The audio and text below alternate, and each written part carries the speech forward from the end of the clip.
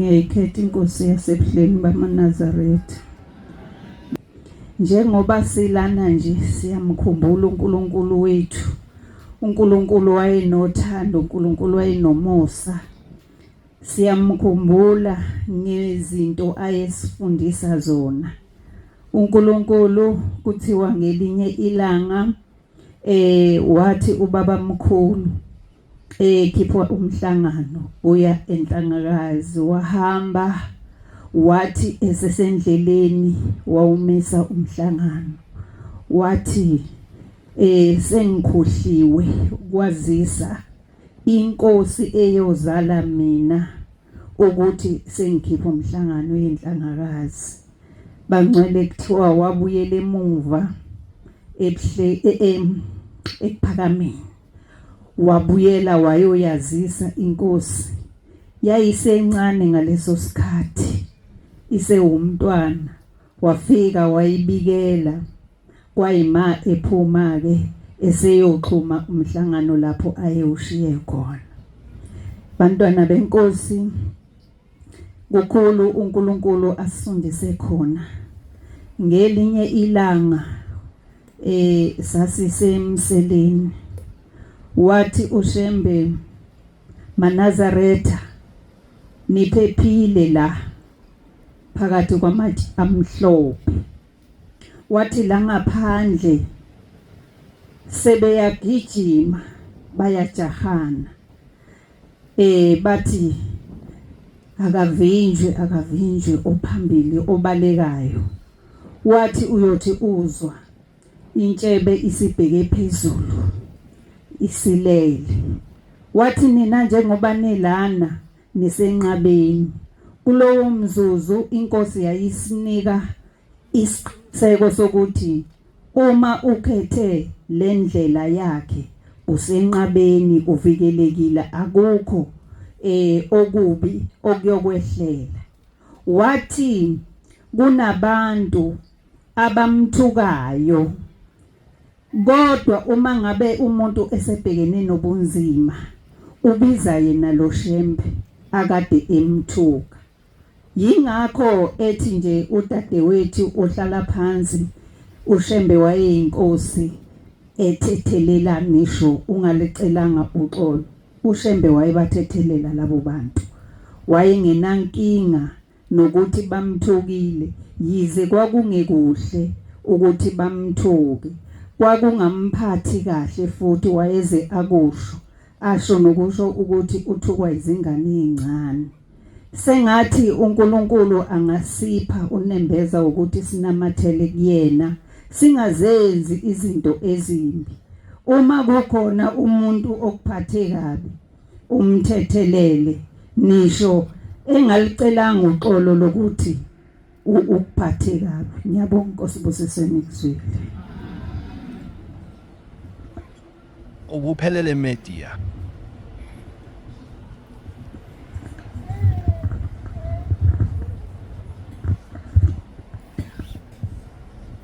Amen ya, amen ya, amen, amen ya,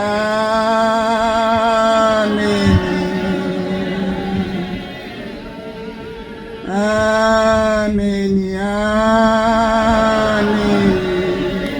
amen ya,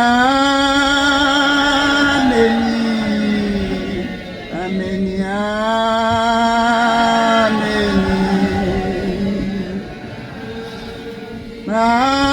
Mausia seudene lowo muzi okazimulayo bathethela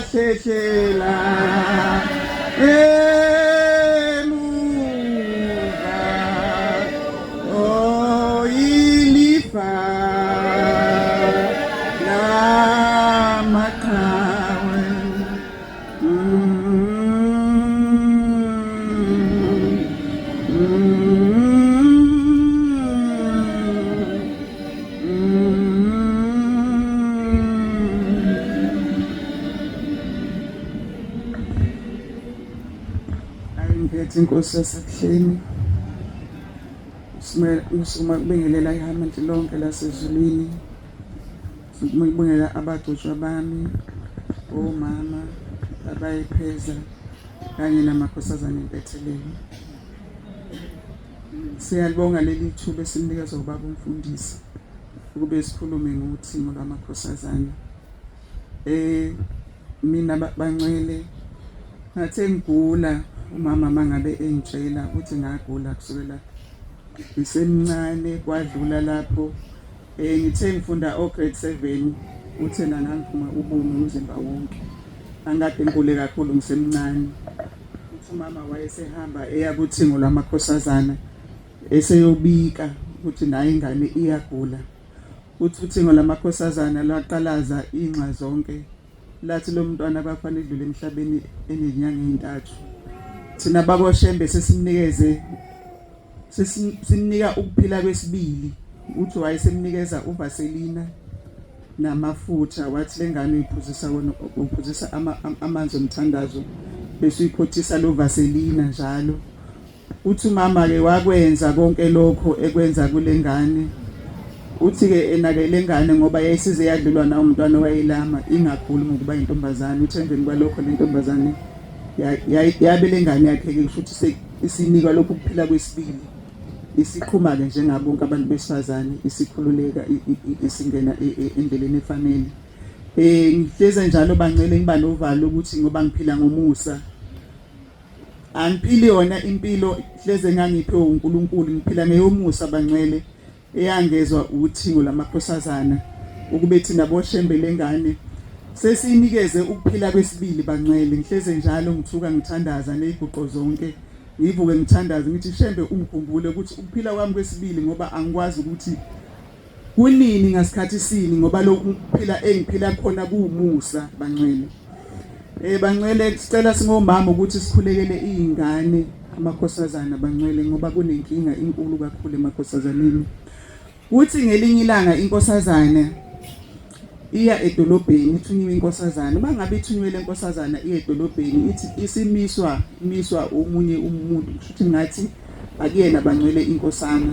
Uthena ibisithi ithi cha nkosazane angumiseli ukuthenini ngimisela ukukutshela ukuthi lo nkulunkulu omkhonzayo mkhonzisise hlala kuyena ungasuki kuyena kusho ngizothi bangcwele inkunguluzi ngoba akulona iNazaretha. Uthi mina ngibhekene nobunzima sengithi namhlanje inkosazana angikhulume lokhu ngoba angijwayele ukubona ndawo. Uthi mina ngakhokhelwa imali uma ngikhokhelwa imali uthi ngikhokhelwa uthiwa angilandele lenkosazana ukuze ngiqede ubuntombi bayo. Ngiqonda ukukhuluma ukuthi ingiloza la ekhaba ngcwele kuthiwa njoba besho ukuthi iyashisa inamandla kakhulu. Uthi lo mfana kule nkosazana ngidlulela ukusho ukuthi lo shembo omkhonzayo mkhonze njalo ngoba mina angisonti mina angilona iNazaretha kodwa njengamanje mina ngathunywa umama ophelele ofaka inhloko wathi ngiyabazonda ngoba sengiyabazonda ngoba ngiyasha sengize ngakubona ngikwazi ukukhuluma nawe. Uthi lo mfana kule nkosazana yini intethelelo awungichazeli ukuthi yini intethelelo ngoba lo mama uma ngabe nginikeza le mali uthi akwazi ukuthi intethelelo ingakhulisa inkosazane ize ibe la. Uthi ngicela ukuthi uyilandele lenkosazane lena ngoba ngifuna umntomba kuphele. Uthi lo mfana uma ngabe lo mama enginikeza yonke lento kufanele ngiyisebenzise kuwena. Uthi kwathi ebusuku uma ngabe ngiqalile ukusebenzisa ngihambe ngichecka esitolo awusele umuntu ojwayele kuye esitolo. Uthi kwathi mhla kufanele ngihlangane nawe wawuthunya esitolo kwakuzikhathi zantambama kwakuhamba ugesi kwangabo 5. Uthi ngizokubona ngakusasa uthi enake ngaqhaqhazela ngajuluka ngamanzi ite ngangisesitolo uthi ngahamba ngaphindela emuva. Uthi ebusuku bangcwele kwafika oshembe abathathu babebhale lapha engathi babhalwe ezifuba amabhodi. Uthi kwakuyinyanga yezulu kuwuthingo lwamakhosazane uNkulunkulu lona esinaye njengamanje. Uthi bathi bembuza bathi mfana ufunani kule nkosazane ngoba le nkosazane bangcwele imele ingilozi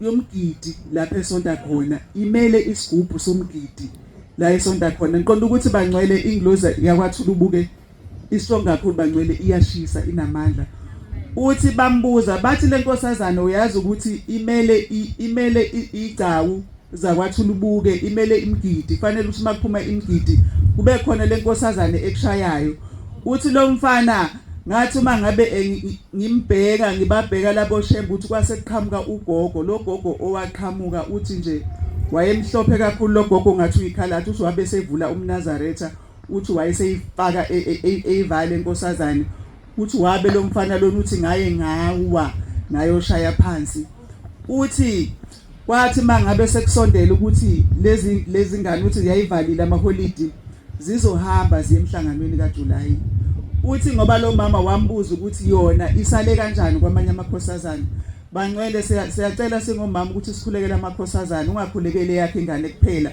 ngoba asazi ukuthi amadimoni einganeni aqhamuka ngazo zonke izindlela kuzoqhamuka omubi eyiboni ingane ebese ethi ngifuna ukuyonisa bangcwele bese ngathi manje omama izingane abayigadile ngendlela efanele uthi lo mfana wayesethi inkosazane ngiyaxolisa kakhulu kodwa imali yakhe mina angeke ngisayiphindisele emuva sengayidla mina ngishiso ushembe ubuza ukuthi ngifunani kule nkosazane ngoba imele amakhosazane ekushayeni ithuluzi lika Jehova uthi lo mfana wayesethi inkosazane ungasuki kulo shembe wakho noma ngabe ukuphi ungasuki kulo shembe wakho uhlale njalo ithi le nkosazana kwasekhanjwa sekiwa emhlanganweni uma ngabe kufikwa lapha emhlanganweni ukuthema ngabe kuvalwa umhlangano ithi le nkosazana bayibizo antibekude ikude le nkosazana ithi ngafika lese kufanele ukuthi sifike sihambe siyongena ethempelini utho ante base bethi ya woza wena nkosazana yakwathula ubuke ninathula ubuke niyadoja nasi isivubu ithi le nkosazana ngathi awu anti lesi siyangisinda uthi anti sigaxe sinjalo ithi le nkosazana ngasigaxa lesi sigubhu yakhala imgidi sahamba bangcwele sawungena ethempelini saphuma saye egcawini uthi ngithe mangithi ngiyafika egcawini ngithi ngicela bengiphumuze uthi wathi anti cha kuyosho mina uma ngabe sengifanele ukuthi usehlise ngoba ithi le nkosazana bengakaphumi ethempelini zabe seziyaphambana igubhu ngiqonda ukusho ukuthi inglozi wabethi inglozi la wathula ubuke istrong kakhulu bangcwele istrong kusho ukuthi ngalelo langa kwakufanele ukuthi abazohola igubhu emakhosazaneni kwakufanele kube isilungu ithi zaphambana igubhu abasathe igubhu zaphambana uthi basebetho anti wena nkosana akwazi uhamba phambili kube wena uhola igubhu ithi le nkosana sayishaya igubhu saze sawufika egcawini masifika egcawini ithi batho anti sifuthe isigubhu sifuna usifuthe la kithi emahlombe ithi ngashaya isigubhu bangcwele ngaze ngeze ukuthi sekuhlungu umzimba ithi base betho anti sizokukhumula isigubhu uma ngabe sekufanele ukuthi ungene kulayini wakho ithi le nkosazana ngempela kwabanjalo kwathi mase kufanele ingene ulayini wakwampunyoni sibabantu base bengikhumula uthi base bembuza bathi anti base bembuza bathi inkosazana uthempela kuphi ithi inkosazana esiyasha yathi ngithempela kwathula ubuke uthi base bethi inglozi yakwathula ubuke kusuthi inamandla kakhulu ngoba namhlanje thina ngabe sizoba necala ube siphumela lapha ethempelini saze sawudlula kwababamkhulu igubhu ziphambana ngoba bezobe iziholwa isilungu kodwa manje kuze kwaphoqa ukuthi isigubhu azihlehle ziholwe inkosazane yakwaZulu qonda ukunami ukulandela lapho ukuthi inglozi yalapha kwathula ubuke bangcwele inamandla kakhulu nje bakuthiwa inamandla kakhulu siyacela ukuthi njengomama sikhulekisane izingane zonke ungabheki ukuthi ukhulekele yaphi ukhulekelana noma ubani ukuthi ushembe ayikhumbule osibusibithini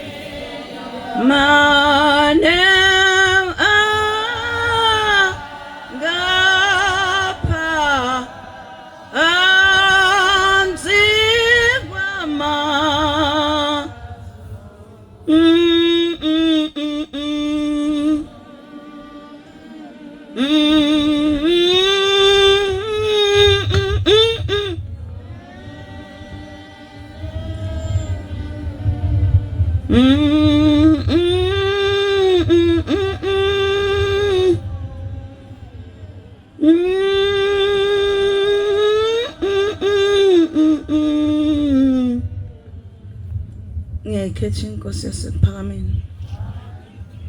Ngisukuma nokubingelela abagcotshwa bonke bonyazi lwezulu. Bingelela ihamente yonke kaNkulunkulu. Manazaretha kuthiwe sisenkonzweni yesikhumbuzo senkosi yokuthula noxolo, uthingo lamakhosazana. Insizwa eyayifuna ukuvusa umuzi kayise yathi mayisifuna ukuthatha yayisihamba iye enkosini, uthingo lwamakhosazana. Lwafikelwa ibusisa maqede yahamba yathumela abakhongi kwaba kuhle konke yaganwa. Uma iganwa ilonkosikazi wokuqala iqhubeka ibathole nabanye, siyazi ukuthi insizwa zalapha ekhaya noma amakhosana kuthiwa mangabe umuntu umuntu oyedwa wesifazane bathi ugodla uqhwasha. Angazi ke noma kuyiqiniso yini.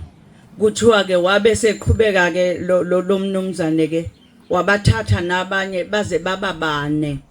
Kukhona lo wokuqala kodwa owathi mayifuna ukwakha umuzi wayocela enkosini. Kuthiwa ke lo wokuqala ke wagcina sebukeka eyinto engelutho phakathi kwalabo abanye omama beza ngemva kwakhe. Eseze ebizwa ngisho ngegama lokuthi uMasaka, kusho ukuthi babembhuqa ngoba ngathi nesimo sasingekho kahle, noma egqokile njena kungabonakali. Bagqoke bona kahle makuzofika umyeni wabo ibone nensizwa ukuthi ayi cha ngathatha. Kuthi umama omdala kube yinto nje eyedelelekile, ogqoke lokho kokufihla umzimba, thiwa basebembhuqa sebemqamba igama bathi uMasaka. Thiwa ke lo mama ke wayethi uma ethola abantwana ebukeka ngathi nengqondo yakhe ayisathathi nje kahle. Usizi sicabanga ukuthi siyalwazi ke uma usuhlupheka ngempela usuke ungakahlupheki imingqondo yakho ingakahambi ukugqoka isicathulo kanti usugqoke sangakolunye unyawo. Usuke ngingakakufica ukuhlupheka ucabanga khona izikhathi ezifikayo makhosikazi lapha khona uyubone ngathi umhlaba uyagomonqa. Kodwa ke soyitshelana ku14 kancane nje kancane ukuthi kuba nini lapho uyubone ngathi khona umhlaba ubheke phansi. Ndla lo mama ke ngenxa yosizi ke kuthiwa ke wayesekuleso simo sokuthi mayithola abantwana kubonakala sengazi ukuthi mhlawumbe ingane akazukwazi ukuyikhulisa, bese ithathwa ifihlwa bese tshelwa kuthiwa ingane iyedlulile emhlabeni. Thiwa phinda ayithole ngiyothi mayisibonakala ukuthi ayi mhlawumbe singasuswa kuyebeleni kuthiwa yedlulile emhlabeni, kanti lezi ingane ziyafihlwa lapho ezifihlwa khona. Kwathi ngosuku oluthile kuthi umyeni wabo mayefu wathumela wathi uyeza uze ekhaya unomcimbi azowenza ucela bagqoke kahle. Uyamcabanga uMasaka ukuthi wayizoyithatha phi yena impahla ezinhle. Kuthiwa ke umyeni wakhe ngophela noma angikaze ngibe nayo uzakwethu Nkosi yami, kodwa ngiyazi ukuthi mhlawumbe noma uzakweni bengasakubona ukuthi uyini, kodwa lo suke kulandekini kusuke kufuneke kugcineni azi ukuthi wayekulanda unjani. Noma ngabe ukubona usugqwalile umnyama unjani kodwa akakhumbula usuku mhla yekuthola ukuthi wawunjani. Kuthiwa ke lo wesilisa ke wayesiyayithenga impahla ezinhle wathi lezi uyithengela uMasaka. Baqoka bonke bayibona ukuthi hayi cha sigqokile. Kwase kuthiwa kageze. Kwathiwa geza na ube muhle namhlanje kunomcimbi khona la ekhaya. Kuthiwa wageza wayesenikwa lezi impahla wayigqoka. Kwase kuphunywa ke sekuyiwa lapha etendeni kwakulungiselwe khona. Yayisithi ke lene umnumzane abayiganile icela kubekwe izitulo zibe mbili kube ngesikamamdala nesayo sekuhlotshisiwe phela la etendeni. Wahlala umamdala babuka labo ukuthi hawu ubabe ngaze khethelo ethi uzohlala naye kunomcimbi ophakeme kangaka namhlanje kubizwa abantu abangaka abaphakeme. Kuthiwa wayesesukuma lo baba umcimbi usuphakathi wathi namhlanje ngizobonga uShembe uthingo lamakhosazana owangipha unkosikazi okuyena yena. Unkosikazi wami uhlukumezeke kakhulu phakathi kwaleli ikhaya. Esethathwa njengento engathi nasekhanda isaphilile kahle. Kodwa bengithi mangifikile engenalutho olisile nasendlini mayepheka nje kusho ukuthi angazi ke kodwa phela oba kwase kuyi challenge yakho baba uyena okafanele lethe izinto eziright apheke phela uMasaka kodwa kuthiwa wathi nje noma bebeletha ukudla okubhekile laba ubengilethela lokho ngangamandla akhe ubengazi futhi ukuthi ngumyeni wakhe ubengihlonipha ukubedlula bonke namhlanje ngizomphakamisa ngizobonga ukuthi uNkulunkulu wangipha umuntu onenhliziyo enhle ayikazi inhliziyo yakhe ishintshe noma behlukumezeka uhlukumezeke kakhulu lokho wangena kuleli ikhaya ngakho ngiyambusisa okufakazelani lokho kufakazela ukuthi uShembe uyayithanda uyamfuna umuntu afune nenhliziyo yakhe ngenhliziyo yakho kukhona lapho ongedluliswa khona ngokuthi usuvelelwe izo zonke izinto kodwa inhliziyo injani uShembe ufuna inhliziyo noma ngabe umuntu uyakunyathela noma ngabe wenzani nami ngiyayicela leyo nhliziyo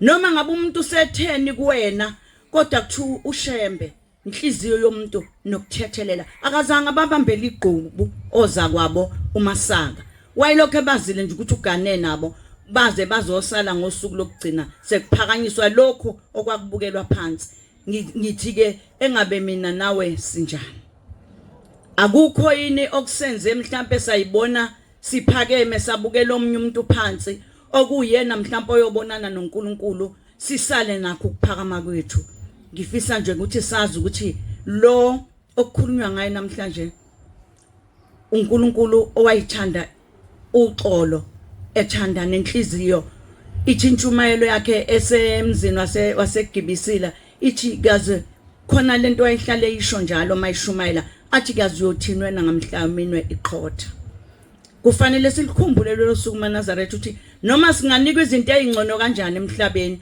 kodwa konke lokho okwala kuyasala uyohamba nenhliziyo enjani mhla kufanele ubhekane noShembe nami ngiyayibuza ngiyafisa futhi uShembe angisize emaphutheni ami ngiyilungise ngoba yena ufuna abantu abazithobayo inkosi ibusise nikuzwile amen ukuphelele media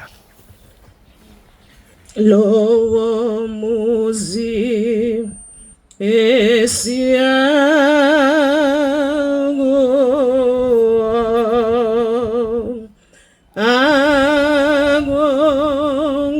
agongeni sono kona goyahlale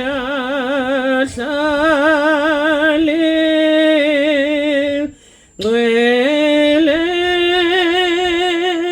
zam goyahlale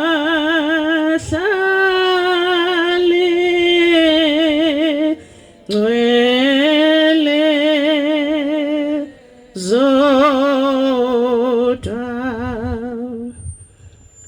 ngiyayikhetha inkosi enkulu yaseMhlambe amaNazaretha ngiyabingelela kubagcotshwa ngibingelela iRhemendo yonke ingcwele bantwana bakaNkulunkulu siyabonga baba umfundisi ngethuba usiphe lona lokuba sikhulume ngothingo lwenkosazana ngiyafisa abangcwele ukudlulisa ukubonga kwami okukhulu kuthingo lwenkosazana ukuba khona kwami la kungenxa yemisebenzi yalo ukubelwa lungekho uthingo lwenkosazana ngabe angikho la engikhona angazi ukuthi ngabe ngindinda kuphi mhlambe ngabe singafa mhlambe ngaba isidwedwe sasemashibhini kodwa ngenxa yothando lothingo lenkosazana emaNazaretha ngiguqe phambi kwenu namhlanje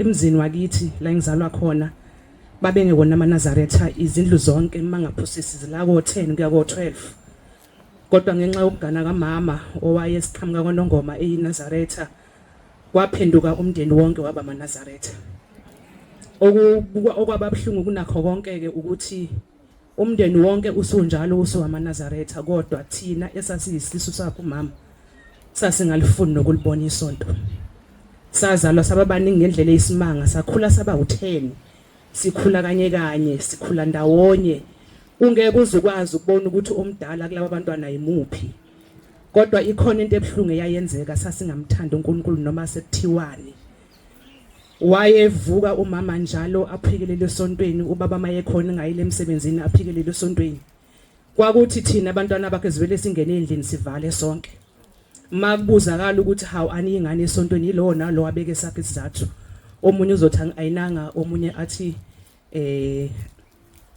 ngiyagula uyabona nje ukubika izathu ezingekho kwamcasula lokho mama kakhulu kangangokuthi waze wathetha wathi ngelinye ilanga nibona ukuthi ukuba amandazetha kuyaniphoxa yini ngoba nakho senifundile seninguthisha senibona ukuthi ukuhamba ngenyawo lokuhlala phansi kuyanilulaza kuyaniphoxa wathi ongenani ke khethani noma yipi inkonzo niyifunayo nithandayo lapha enizohlala khona ezitulweni nigqoka amaqhoks sengenzela ukuthi manifa nidlule emhlabeni kwazi ukuthi nizongcotshwa ubani umfundisi wenu sasingenandaba sasivele nje ngesikhathi sokuyosonto singene endlini sivale siyilalele siyophuma sekuphuma sebehambile sesibona ukuthi hayi sebehambile ke manje bese siyaphuma siyayidlalela phandle kanti lento eyenzakalayo insizwa yakamthethwa endala engizalayo ibuka ngeso lokujula iyabona ukuthi hayi kunenkinga la labo bantwana ngenzeka ukuthi lento abayenza yona babayazi kanti uthule nje ezwa umama ethetha yena udla amathambo engqondo ukuthi lenkinga uzoyisolva kanjani kusho ukuthi ngelinye ilanga ke benze ukujwayelekile ke baphume baye enkonzweni thina sisalele sidlalele kanti kuzothi ngesikhathi sekuphuma kweyimbenge bese ubaba eya embengeni eyobika ukuthi nginenkinga ngizele izingane ezigcwele umuzi kodwa njengoba nisibona nje yimi nonkosikazi kuphela akukho ngisho neyodwa ingane yethu ekhona la kusho ukuthi bese kuyathandazwa ke ngaleyo ndlela okuthandazwa ngayo asazange ukuthi kwafika kanjani endlebeni zika mama ngoba ubaba owayebikile mayifika umama ekhaya uthi kithi hey ubaba wenu kade eseyonibike ezimbengeni ukuthi anifuna ukusonta awusaphatheka kabi uthi ubaba uyasiphoxa useze ayosibike ezimbengeni pho ayikho enye indlela abenza ngayo kanti usethinte ibhathini okuyiyona yona usethinte uNkulunkulu usethinte umabizwa sabele kwathi ngeviki elilandelayo kwadlala iBioscope sekufanele ukuthi kuphunywe manje kuyiwe enkonzini akekho wayitshela omunye sasiphambana ngapha nangapha kuyilo wefuna indishe efuna ukugeza kuyilo nalo ephume ngene kwaxakeka ukuthi hayibo kwenze njani namhlanje kanti la seliphumile izwi lathi inkosi ibusise bazobuya abantwana bakho bezesontweni kwaba ukubuyela kwethu kanjalo kwesontweni kuze kube namhlanje akukho noyedwa namhlanje esiswini sika mama othi yena akasonti akanayo ingubo emhlophe kwala ngisho nalona sasimsaba simbiza ngesigebengu owayeyisosha wayethi mayibuye naye emasosheni simbone naye hayibo mabuyisa bathi uthatha ingubo yakhe esontweni sagcina nje lese singabantu abasontayo uduku kuze kube namhlanje akukho noyedwa owaphuma eceleni kutheke noma nami sesingihlasela isimo esifanayo ngakhumbula ukuthi ubaba konje wenza njani nami nginomntwana oyedwa nje obengasafuni ukuya esontweni ehlala nje ekhaya ngisho noma ngabe kuthiwa akenzi lutho amana athatha imoto azule ngase ngithi mina angingambangela umsindo angingasho lutho kuyena angithatha ubuhlakane engabona benziwa umzali wami nami ngathatha u10 wami ngezembengeni kukhona umshumayelo wayekhona wokuhamba ngafike ngathi baba ngiyacela uNkulunkulu ukuthula kwakuselona futhi uthengo lenkosazana ngaleso sikhathi ngathi nginomntwana kodwa akaluthanda ukukholwa ngiyacela uNkulunkulu kaShembe angisize angixoxele yena wamqoqa nangempela wabuyela esontweni uyasondana namhlanje noma engekho phambi kobuso bami kodwa ngeke ngamuzwe exoxa ngelinye ilanga isasebenze lolundi ukuthi uke wakhuluma nomshumayeli walishona nethempeli lakhona sengilikhohliwe ngithi mina hawu ngoba wena awuthola ithuba lekesontweni uyasebenza ngamasabatha umbone kanjani umshumayeli wayesechaza ukuthi wambona ngazi wamkhondiswa wobani wayesehambe yozithola kuyena wathi mina ngingusibani wakwaSimanibani ngisonto ethulubuke kodwa ngilapha ngokumsebenzi kungenzeka ke mshumayeli ungangiboni emsebenzi ungangiboni esontweni ngenxa ukuthi nangamasabatha niyasebenza sengisho ukuthi ke abantwana bakaNkulunkulu ngiyalibonga uthando lothengo lenkosazana ngoba kube mhlambe kwakungesilona nobuhlakani bomzali ngabe asikho la esikhona njengamanje ngalawo magama ngithi ngiyabonga kakhulu uthunge lenkosazana inkosi ibusise nikuzwile.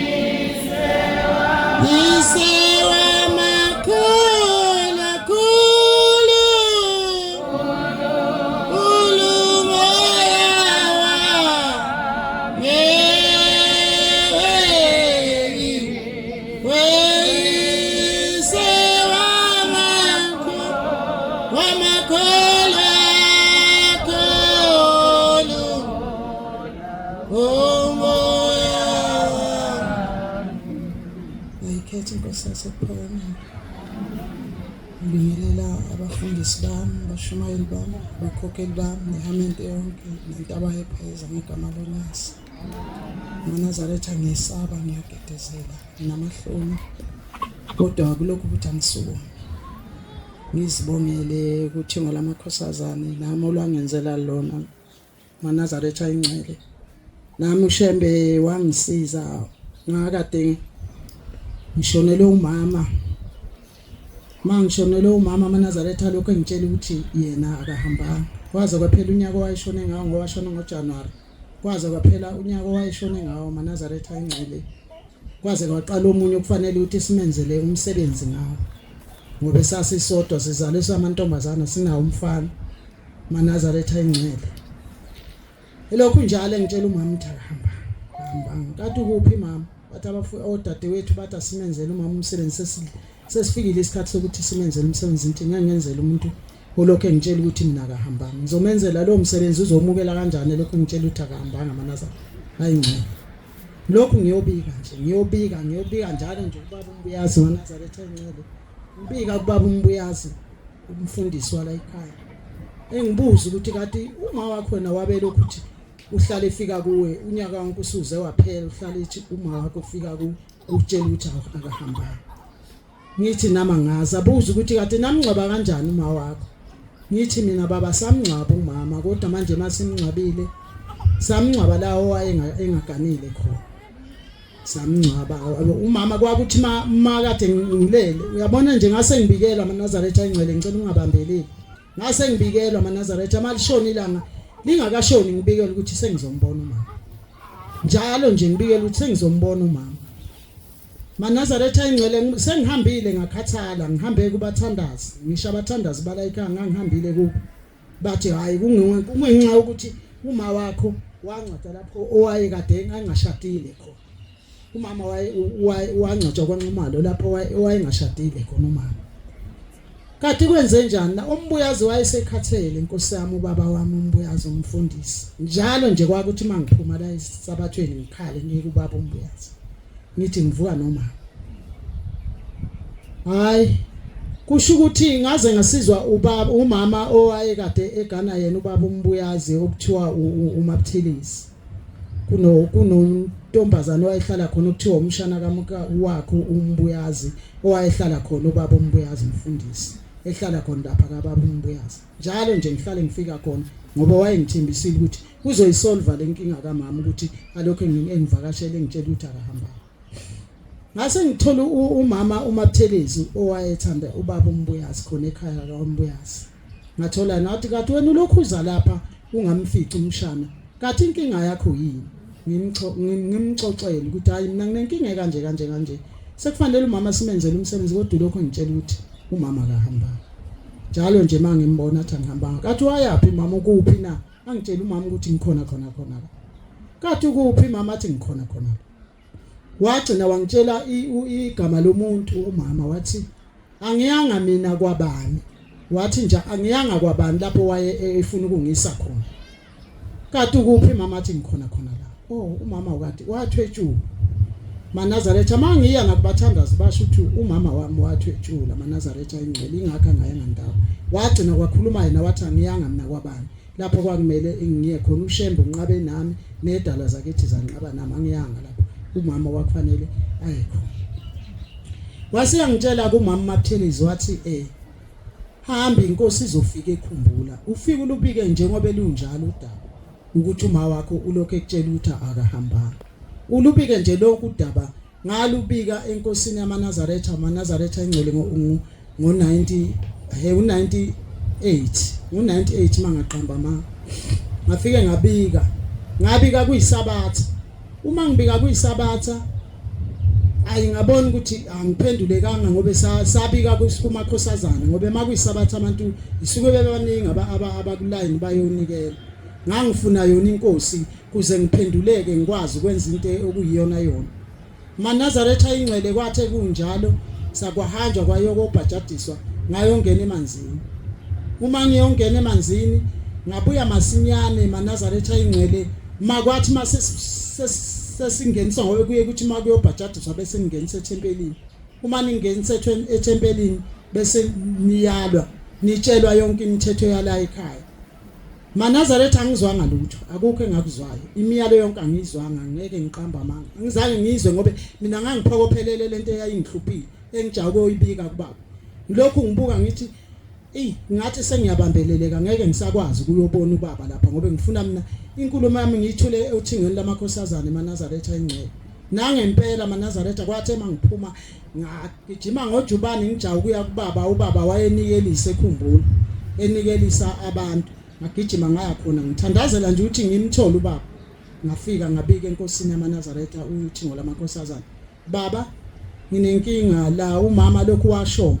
Umama ngitshela ukuthi akahamba. Wathi ubaba inkosi kubusise. Ngathi baba, umama mangiya kubathandazi bakho bangitshela ukuthi umama wathwetshwa. Wathi ubaba inkosi kubusise. Ngathi baba, umama sifuna ukumenzela umsebenzi. Wathola amantombazana nodwa akamthola ngumfana. Manje kufanele simenzele umsebenzi. Asazi ukuthi sokwenze njani. Somenzela kuphi umsebenzi ngoba umama waye kade engaganini. Wathi uma wakho wangcwatshwa lapho washone lapho ngathi mina ngwavuma. Wasethi hamba niyomenzela khona lapho umsebenzi khona lapho owashonela khona owangcwatshwa khona. Wathi inkosi ibusise ithatha amanzi ufike uchele ethuneni lakhe. Ngangaphethe isigubhu MaNazaretha engcwele, ngangaphethe lutho, ngaphaphatheka ngashona kumshumayeli. Angazi ukuthi ngizofike ngiwathole kanjani amanzi MaNazaretha engcwele. Ngafika nje umshumayeli wanginikeza ibhodlela elali kade eletha amanzi abusisiwe, ngawathatha lamanzi ngasuka khona la ngahamba ngafike ngalala kuyisonto, ngomsombuluko ngahamba ngayochela ethuneni likamama. Ngaphupha ngabona ngelanga lokugcina umama ngizombona ezakimi, ngambone seqhamuka kimi esengcwatshwa umndeni wakubo MaNazaretha engcwele. Waqala ngobe umama wathi wathi kuthwasathwasa umama, basi ngazi ukuthi ugone umama mncane esevele isidumbu kodwa kade wangcwatshwa. Ngabona ngazi ukuthi bamshayela lobu bungoma, bamshayela ubungoma bamzingeleza elale emathangeni kamama mncane udade wabo. Ngabona esegona umndeni wakubo. MaNazaretha engcwele ngiyabonga lokho, ngithi angidlulise ukuthi ukubonga nami ukuthi ngolamakhosazana kuningi olukwenzile kimi MaNazaretha engcwele. uNkulunkulu onomusa, uNkulunkulu onothando, kuphela ngihlula ukukholwa MaNazaretha ngobe ngibanjwe ezomhlaba. MaNazaretha nginamahloni ukusukuma ngobe ngithi mangisukuma ngizoyona yonke lento kade ngiyizwa la. Ngibone ngazi ukuthi mina sengizokhuluma okungakhona MaNazaretha engcwele. Ngiyathanda ukulalela intshumayelo ngiyizwe. Mase kusukuma mina ngibone ngathi sengiyichithe yonke lento kade ngiyilalele emadlebeni yaMaNazaretha engcwele. Inkosi busise nikuzwile.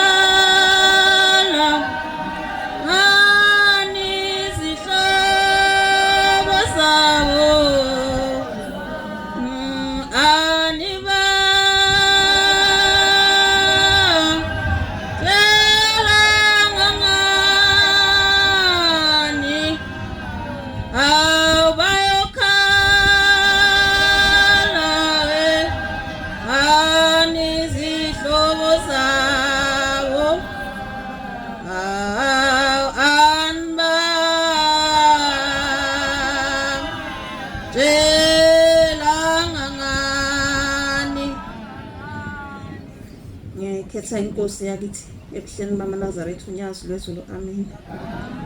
Ngiphakama nokubingelela ubaba umfundisi, ubaba umshumayeli nomama umkhokheli nebandla lonke lamaNazaretha. Nakuba-ke kungalula ukuguqa phakathi kwale ndawo singabantwana abancane, kodwa nami ngithi angisukume ngoba amehlo ngiwavulele kulo uthi ngolonkosazana ngibona kuyicala ukuthi kuhleze kusukuma abantu ababodwa bekhuluma ngezinye izikhumbuzo mhlambe esasingekho kuzona asizosukuma ngisho sesikhona. Nami ngicela uNkulunkulu angiphe amazwi engizokwazi ukuwabeka phakathi abantwana bakhe. Ngiyakhumbula ke ngeni bengiwumuntu ohleze efisa ngisakhula ukubona imisebenzi yenkosi yenzeka phambi kwami. Ngelinye ilanga sasuka ekhaya kuyisabatha siyosabatha ezibindlela. Masifika khona sisabatha siqede. Mase kumele kubuywe umama wami omdala bese efuna ukuya endlini encane bese thatha lo sisongilamayo wayemkhonze kakhulu ke athi acela amphekezele. Wayesemphezela waya lapha yakhona futhi wathatha isikhathi ukuphuma. Lo wazi wacabanga ukuthi hayi awuthi ngiyodlala bangibona abanye nabo bayadlala. Ahambe kayodlala agcine ekhohlwa nokuthi khona umuntu omdala ahamba naye. Maye sephuma umamdala emcinga akasamtholi. Amcinga azabuye kuthina edodweni ayi ngilahlekelwe ingane angiyitholi. Kwakungagcwele ke ngaleyo ndlela ukuthi mawucinga umuntu mhlawumbe ungemthola. Waye umkhokheli kwakulula ke kuyena kuyenkosini wazi wacabanga ukuthi hayi angihambe ngiye enkosini. Ahambe enkosini afika bike baba ngilahlekelwe ingane kade ngihamba nengane la. Ithi inkosi kuye hawu umkhokheli ingane lapha emva kwendla ilahlekile iyadlala. Aphume ahambe emva kwendla afika ifice ngempela ingane iyadlala. Abuye naye ayinikeze isho umthambo onikela wena uyobonga ukuthi ade ulahlekile. Afika anikele udadewethu athi ngiyabonga ukuthi kade ngilahlekile. Aphinde asho lawo mazi futhi inkosi uthini uthi ingane ubungalahlekile wena ubudlala la emva kwendlu. Siyabonga ke lo umsebenzi uNkulunkulu asikhombise kuyo. Nami wake wakhombisa umsebenzi wakhe ngiseThekwini ngangizwile kuthiwa kunetoho elitholakalayo. Savuka saya kuyo lawo ma-office masifika khona besinikeza i-uniform kuthiwa niyaqala ngosuku oluwukuthi. Ngalolo suku sivukeke sihambe siye khona. Sisebenze ngosuku lokuqala kwangena u6 kuphunya u6. Sisebenze kwakuyitoho lama clean. Kule nkampani yayikade ikhona yengasaclean ngoba yayisiyazi ukuthi vele iyahamba. Sasebenza kakhulu kwakunzima nalo wayesupervisor wayesithwalise kanzima. Angisakhumbuli kahle ukuthi konje yini owayisho kimi ngagcina sengikhala. Ngenkathi sengikhala base beyakhuluma laba abanye bamthethisa kanti uzofika ngireport ukuthi mina ngimnikeze inkingi. Ngakusasa ekseni mase sifika sithi sizosebenza kwakukhona zonke izikhulu zenkampani. Sithi ke lese siphethe inkampani ngisathi nje ngiyangena bathi woza la mana wena usinikeze inkingi izolo. Ngakho asakudingi lana hamba ekhaya. Kwaba nzima kakhulu ukuthi umuntu engaxoshwe ngakasebenzi kuyinto enjani leyo. Ngafikele ukuthi ngihambe ngahlala emabhentshini bangena abasebenza ngahlala nje isikhashana nje impela. Ngathi ngisahleli kungifikele ukuthi konje mina ngiyiNazaretha.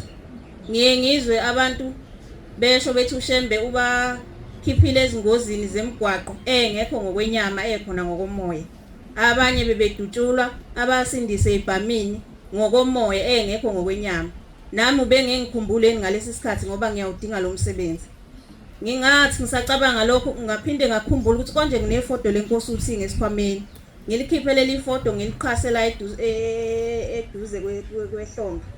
Ngiliqhase leli foto bese ngibheka phansi ngiyathandaza ngishaya umthandazo omncane.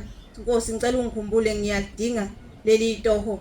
Sengishilo nasekhaya ukuthi khona into engilitholayo sengizophinde ngisho futhi ukuthi seliphelile. Ngiyacela Nkosi ungikhumbule. Ngathi ngisahleli kanganjalo ngabona yona leyo boss iphuma iyangiqhweba uthi woza uzohamba oshintsha uhambe uyosebenza. Ngafike ngabaxoxela ababengaphakathi abanye babeyona amaNazaretha abanye ngabangikholwanga. Siyabonga ke Nkosi le msebenzi emihle osenzela yona. Siyanxusa ukuthi usikhumbulele abazali bethu okuyibona abasikhombisa lendlela ukube wawungabathandanga nathi sasingiyethandwe. Abanye basaphila abanye ngisuka babizela kuwe. Ngiyaye ngezwe enye indaba kuthiwa abantu bahambisa umuntu osegule isikhathi eside enkosini.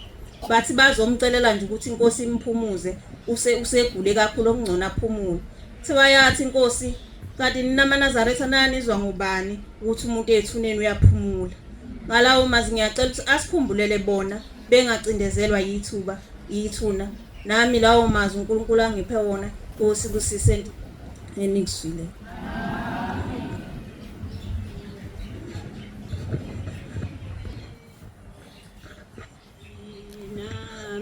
Nkosi nami loluthando lobuntwana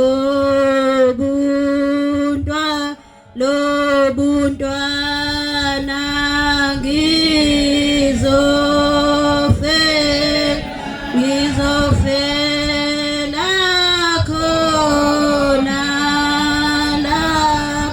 khona lapha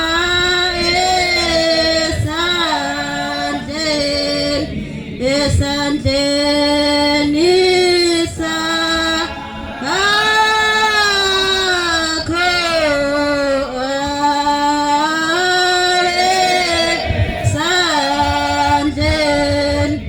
esandleni sakho.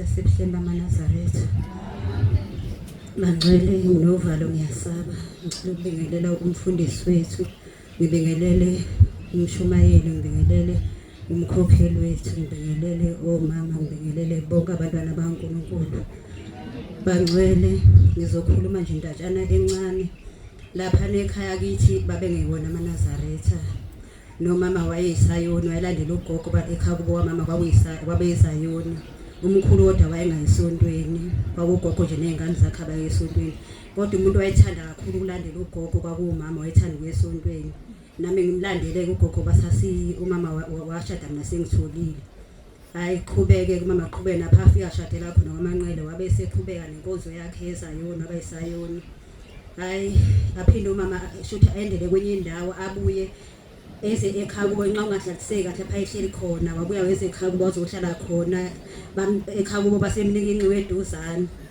uhambe isikhathi kumama uzothola ingane mhlambe kwameka 7 mayithola ingane umama athola amawele endla ngaleso sikhathi wabeletha hayi kudlule lapho uthi bengahlaliseki kahle lapha babehlala khona baphinde futhi basuke banyukele endaweni yaseMatuba mabefike eMatuba aphinde futhi umama athole omnye umntwana sase sedukuduwe lapho mayithola lo mntwana umntwana amthola akhule nje abantwana bonke bese umntwana useyagula umntwana umama ubhizi kakhulu uyadayisa ubaba kasebenzi sihlala siyikhaya uxakekile kakhulu hayi ke umama bese ehambe yodayisa ngishena lengane njalo mama ngishaya umntwana ugula ngendlela emangalisayo umntwana mayiphethe lesisifo uphethwe isifo engasazi engakaze ngisibone futhi engaze ngisizwe sixoxa umunye umuntu ingane sele nami ngiyingane mhlawumbe ngino 10 years noma 11 years ingane ikhiphe ikelemu ngomlomo ikhiphe nangamakhala ikhiphe yonke indawo ingane ikelemu usuku nosuku mina ngisebenzisa nomsebenzi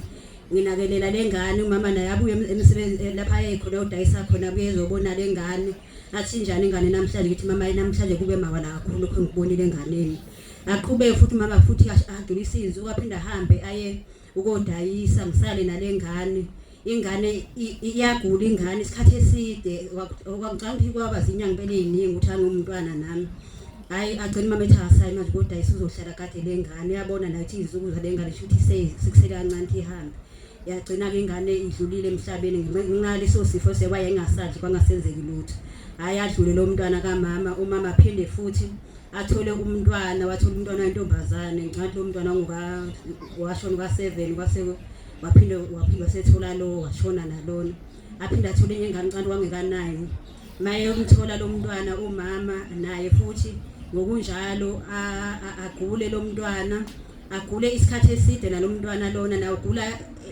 kodwa engaguli njalo omunye wayenciphakela emzimbeni engadli kungezeki lutho kulengane isiyahamba njalo lengane besikhulile isihamba hayi ingane nayo ke siyabona Vietnam manje sekusele usuku lengane mayigula amathambo ubona lapho kuhlangana khona sekuselilanga nayo futhi uthi ishone lengane ngiqonde ukuya emsebenzini kaShembe uthi ngale nkosazana hayi athi mama ngemnyela kwakulesihlanu kuzosakube isawathi avuka umama sixoxele iphupho athi bantwana banubona iphupho engisaba ukulisho uShembe angimaza ngazani noShembe mina kodwa ebusuku ngimbonile uShembe ngilele ngibona uShembe angichaze ethi uShembe lo ngimbonile ngibona uShembe ongenazi ino le achaza ukuthi ikhanda lakhe bengenazi inwele futhi mama sengibuka uyashona kwakuthi ngale nkosazana athi ufike uShembe wayekhulekela ingane wathi sekwanele nangempela lo ngane leyo sathi mahlezi umama ufuna ukulokhuzana uthi useyageza ufuna esontweni esabatheni ngokubona uShembe ebusuku ingane yavile yasukuma ngoba yayisihlalelele nje emseleni yasukuma ingane yama ngenyawo sayibuka wathi hawu ibambeni naye sifuna ukufela phandle sifuna ukuphuma uyofela phandle ibambeni masiphuma nengane sifuna ukuyibona ukuthi yaphi phandle mayifika ingane ifike yajika phandle yabuye ingene endlini athi uShembe athi mama umsebenzi kaShembe yiwo kwelene ngubonile mangilele uShembe ekhaya sambona ngalo ndlela ubaba naye wayegula kakhulu aye esibhedlela mayebuye esibhedlela athi ngibona uShembe kodwa ngenxa ukuthi obaba balikhulu ubaba akawudedelanga umndeni uthi mhlawumbe ubonisa ukuthi uShembe umuntu onjani ngoba uShembe sasingamazi thina kodwa umama yena ke naye sahlala kanjalo nje ekhaya singayona amaNazaretha sisenkonzini ezayona kwathi nami sengifika emzini engasengiwuboni sengihlala kuona kwaDube bangitshena bathi inkozo yala ekhaya ukhonza ezayona Maduyaza kodwa inkozo yala ekhaya amaNazaretha ngathi mina kule nkozo angijwayela ngiyazi uzofike ngithini mina lapha ngahlala kanjalo mina angayisontweni eshuba boyengane hamba nesontweni nezingane mina ngihlala ngamane ngihlala ekhaya naye ngikwazi ukuya kule nkozo ngoba ngiyazi ngale nkozo kodwa uShembe kwathi ngo2011 uShembe wayesefika usuku nosuku kimi njalo mangilele ngibona uShembe njalo mangilele ngibona uShembe ngithi mina shuthi ngizofa phela ngcono ngife sengimbonile uShembe lapha ahlala khona ngoba nakho usuku nosuku ngiyambona ngathatha ingane ngathi nasambeli sesonto ngacela unyoma mathangithole umnazathi ngazi ukuthi phela inkonzo emabuya uyagqoka ngathi umnazathi wengane angigoni mhlawumbe inyanga ezu5 ngisa kule nkonzo ngathi umnazathi emthathu nengane le ntombazane nengane abantwana ezintathu hayi seza lapha esontweni ngo2011 size esontweni kwathi ngokuhamba kwesikhathi siza kuthiwa inkosi uthi ngale makhosazana lona bengilubona njalo mangilele kwathiwa inkosi ikhotheme ngithi uShembe ngiyambonga ngoba uNkulunkulu wangenzela isimanga ukuthi ngimbone esezokhothama esezoshintsha ibhantshi ngoba bathi abaseduze nami baba yona amaNazaretha bathi ngani uShembe wena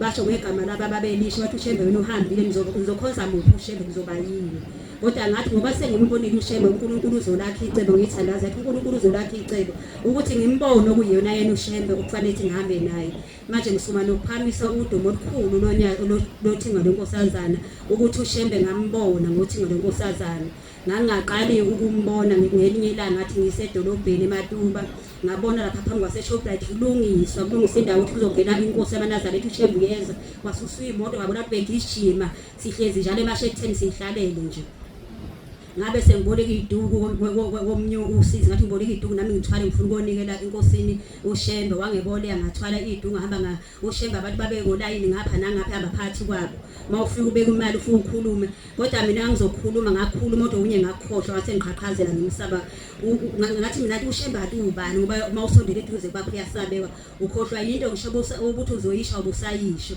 kodwa engikhumbula engakusho ngathi inkosi ngicela ungiphe umsebenzi okwesibili ngathi inkosi ngicela ungiphe umendo wathi mawusufikile umendo ngabona ukuthi lo mendo ngendlela ogijima ngayo ngendlela okushesha ngayo umuntu wakhona wayengalindi ngisho isikhathi ukuthi umuntu yethu ngifuna umbona umuntu ukuthi umuntu ohloniphana ukuthi umuntu onjani kodwa kwashesha ngendlela emangalisayo mangithi ngiyofuna umsebenzi ngangithi mangizwe ngabanye abantwana bethi ha kuyaqashwa lapha nasambe sofuna umsebenzi babeyekwa laba engizwe ngabo ukuthathwe mina kwaze kwakabili bangikhethe bethi sifuna lo uyayana ngoba uShembe wayekade eseshila ukuthi inkosi ingibusise senginika lezi zinto ngase ngibona hawu sekwenzanga lento uShemba eshilo ngiyacela nami inkosi ukuthi uNkulunkulu engangithanda nje ubengithanda nje ngicela inkosi kusise lezwini